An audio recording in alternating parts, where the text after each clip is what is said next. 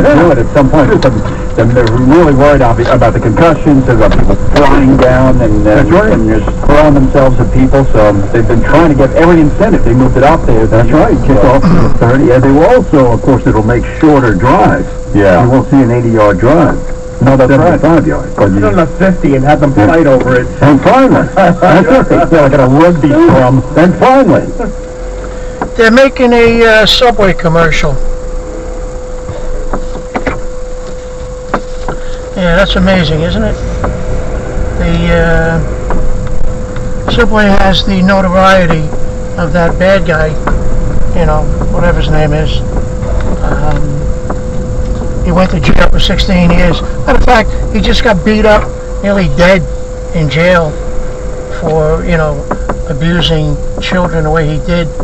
And of course, where do they have to film the commercial? Here in Little New Milford.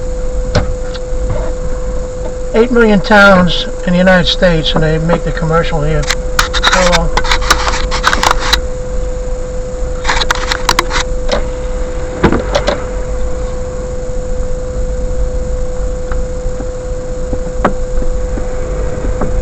I wonder what they're eating.